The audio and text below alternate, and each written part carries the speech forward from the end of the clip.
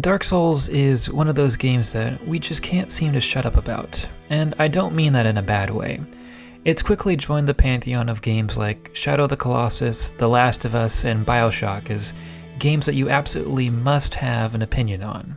And obviously I am, right now in this very moment, contributing to that problem. I mean, I'm making a video essay about Dark Souls in the year 2018, even though there are literally thousands of videos about the Souls series littered across the internet. But I also have a deep affection for these games, and making videos for the internet is basically my job description now, so I wanted to throw yet another video about Dark Souls onto the already massive pile of analysis. Now, I must confess, despite my love for these games, I was actually a bit of a latecomer to the franchise, as I didn't play the first Dark Souls until early 2016. But within the span of about 6 weeks, I absolutely devoured Dark Souls 1, 2, and 3. And by the end of the calendar year, I had watched a full Let's Play of Demon's Souls, as well as played through Bloodborne for myself. The thing is though, as much as I enjoyed all those games, I had yet to go back and replay any of them. Playing each of them for the first time was such a unique experience that it felt a bit wrong to tarnish their memory by jumping right back in again. But I must also admit, as time wore on, I was starting to yearn for that kind of thrill again. So now, 2 years removed, and with the recent release of Dark Souls Remastered, this seemed like as good a time as any to plan a return trip to Lordran. Unlike most other games I've replayed for the purpose of making a video, I didn't really have any sort of thesis for what I wanted to talk about going in. I sort of just started playing and waited for inspiration to strike, and well, unfortunately, that didn't take too long. Of course, I knew it would be impossible for the game to fully replicate the magic that first playthrough was, now that I essentially had a mental roadmap and knew exactly what to do and where to go, but I was still not prepared for just how mechanical replaying Dark Souls would feel. Within 2 hours, I had already handily beaten the Bell Gargoyles, and within another 3 hours, I had made it through the entirety of Blighttown without dying, defeated Quelaag, and rung the second Bell of Awakening. I had finished roughly a third of the game in just over 5 hours, which, granted, for an experienced Souls player, isn't really something worth bragging about, but considering my first playthrough took me somewhere around 40 hours to beat, this felt like I was churning through the game at a breakneck speed. To be honest, this kind of shook the way I view the pieces of media that I love. I've always been a pretty adamant believer in the philosophy, the journey is more important than the destination. I always used this as a defense from what I saw as shallow criticism that games need to be a certain length or have a particular amount of content to be deemed valuable, so I've never put too much stock in whether a game was endlessly replayable or not. And yet, here I was, disappointed that Dark Souls wasn't eliciting that same kind of gratification as before. This ultimately got me thinking more about why I replay games in the first place, and what makes those games so enjoyable to revisit. What do they have that Dark Souls doesn't? And so this is the question I had in the back of my mind as I continued playing Dark Souls Remastered. Even though much of that original spark was gone, I now at least had a good enough reason to see this second journey through to the end. And while the search started on a bit of a somber note, I was actually pleasantly surprised with the answers I ended up with.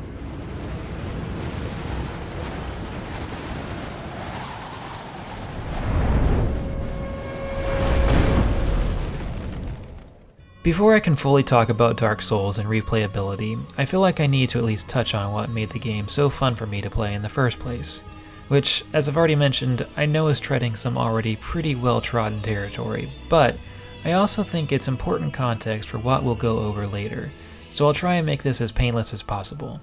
When I think on what I love about the Souls series, the two words that come to mind are mastery and exploration. Like many players, I can't deny there's a certain satisfaction from mastering the skills and systems of a Souls game. For instance, I usually prefer to use a weapon like a halberd in these games, something that's a little slower but has good reach and hits hard when you connect with a well-timed strike. This means learning proper spacing and timing is key to being successful in combat. You have to be able to analyze in a matter of seconds when is the right time to lunge and when is the right time to hold back. Like anything with a Souls game, this takes some practice, but once you've mastered this, you can utterly tear through packs of enemies that had previously given you trouble. As I started to think about this aspect more, I began to realize it shouldn't be that surprising that Dark Souls felt somewhat lacking this time around, because even on my first playthrough, I was already artificially making the game harder on myself. Once you have a weapon you are fairly competent with, the difficulty in Dark Souls begins to drop off precipitously. You can now enter most encounters with a newfound confidence, and you're able to get yourself out of tricky situations without dying far more often. Much of the challenge has been alleviated because you've simply gotten better, so the only way to ratchet that tension back up is to make those few deaths that you do trip over mean more, and the easiest way to do that is to start hoarding your souls. Now, it's a quick primer for anyone not familiar with these games. Souls, aptly enough, are what Dark Souls is built around. They are essentially the currency you use to level up your character, buy new weapons, upgrade those weapons, and so on. Basically, if you want to get stronger, you're gonna need souls, and the only way to get souls is to kill enemies. Pretty standard stuff.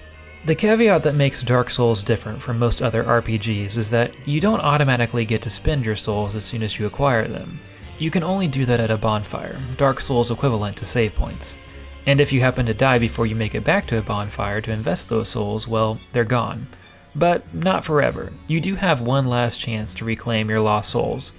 If you can make it back in one piece to the spot where you died, you can recover your souls and try and make it to a bonfire and spend them before you inevitably die again. If you've watched my video over Thumper, then you already know I'm a big fan of games that allow the player to be their own worst enemy. Despite all the rhetoric about how hard Dark Souls is, there is clearly a very safe way to play it. If you take it slow, never overextend yourself, and rest at every bonfire being very meticulous to level up the exact stats that you need, well, then Dark Souls can be a lot easier than you might think. There's nothing stopping you from making the game easier by grinding out level after level besides your own boredom. But therein lies the devious nature to all the talk of Dark Souls and difficulty. Because if you overlevel your character to the point that battles become trivial, or even if you just begin to master the basics of combat like we just went over, then the sense of accomplishment you thrived on earlier in the game starts to fade away. So instead of stopping to level up at every bonfire, you start to push yourself. Sure, I could stop and bank my souls into another level now, but once you start getting into the late game, just one level doesn't really equate to any noticeable difference. To really feel that difference, you're going to need at least 2 or 3 levels at once. So you keep going, you push a little further in pursuit of more souls, and now suddenly, death has a lot more meaning to it. Doubly so if you're in the middle of a corpse run, where death means losing those souls forever. You start measuring your deaths not by how many souls you've lost, but by how many levels you could have gained. And all while this is going on, you have that little thought in the back of your brain, saying, you don't have to make things so hard on yourself, but you do anyway because where's the fun in making things easier? And this is where I get to talk about that second point, exploration. This is the other part that often drives me to forego the safe route by resting and leveling up at every bonfire. While Dark Souls is undoubtedly a game about accomplishments, for me it's also always been a game about seeing what is behind the next corner. Especially in the first Dark Souls, the environments are so varied and tell you so much about the world and the characters in it that you constantly want to see what the game has in store for you over the next horizon. And conquering a particular area can bring its own sense of accomplishment. Sin's Fortress always comes to mind, where in the matter of only a minute or two, you'll be introduced to a series of traps and obstacles that seem utterly impossible when you first encounter them. I still vividly remember making it through this narrow walkway, avoiding the swinging axes and even killing this snake man, only to make it up these stairs and be greeted with even more axes and another snake man, this time shooting lightning at me. I distinctly recall thinking to myself, there's no way I'll ever be able to do this, but of course that wasn't true, and eventually I was able to easily navigate through this section unharmed. So in actuality, this is how I usually play the latter half of every Souls game once I've mastered the basics of the core mechanics. I'll often store up enough souls for 3 or 4 levels and keep pushing on out of a desire to both see what the next area has to offer me, and to make failure feel like it has a tangible cost again.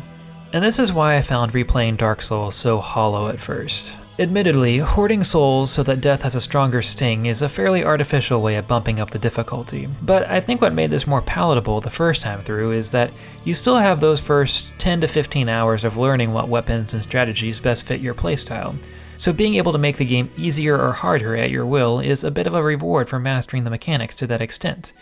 And if going in you already have that level of mastery, it doesn't have that same kind of payoff. Likewise, if you already know what to expect from every environment, then the exploration factor is nowhere near as enticing either.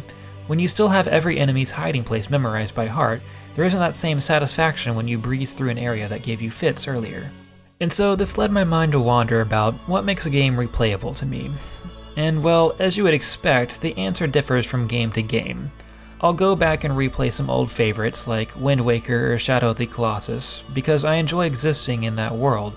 But even though there is a decent amount of environmental variety in Dark Souls, and they are certainly good at evoking a tone, the joy for me was always more about discovering what place you would find yourself in next, instead of taking in whatever location you find yourself in at that moment. In other cases, I'll replay games like Undertale or Mass Effect because I love those characters and I want to spend more time with them. And while I do believe Dark Souls has interesting characters, you don't interact with them in a conventional way.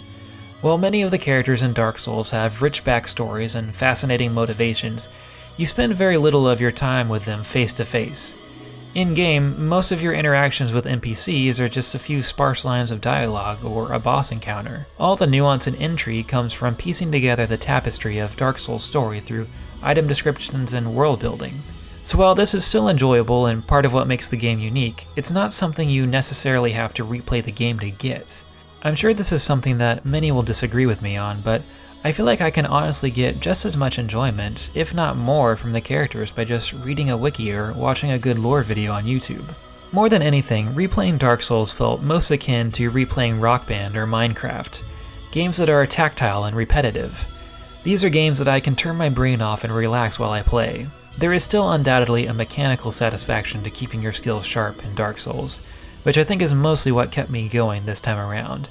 But I also wouldn't have enjoyed it as much if it wasn't a game where I could also listen to a podcast while playing and unwind a bit.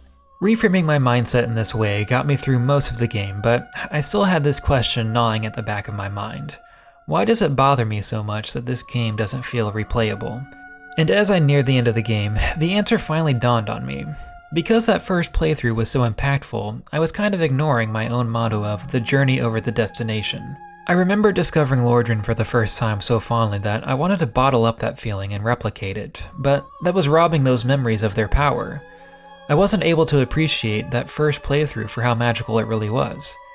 After all, if Dark Souls had been unremarkable enough that I didn't remember every boss strategy, shortcut, and hidden ambush, well then, I probably could have gotten a lot of that original thrill back.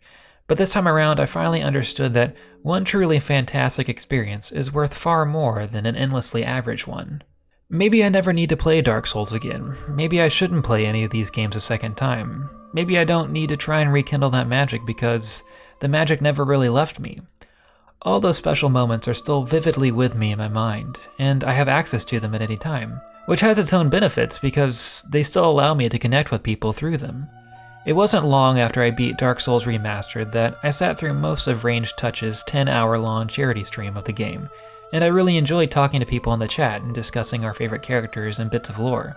I still enjoy going back and watching older Let's Plays and seeing people encounter the same roadblocks I had faced. My first playthrough of Dark Souls is still giving back to me, and that's what makes it so powerful, so valuable. Just like a good story passed down from generation to generation, Dark Souls' ability to leave such a strong mark on its players is what makes it timeless. In its own strange way, this is why I would still say Dark Souls is a game that is replayable. You just don't replay it with a controller and a screen. You replay it in your mind every time you reminisce about what you enjoyed in that game, and you replay it every time you bond with someone over a conversation about all the trials and tribulations you went through. It stretches the way we would normally define the term replayable, but at the same time, that's kind of fitting, right? Because this series has always had a way of making us think about games just a little bit differently, haven't they?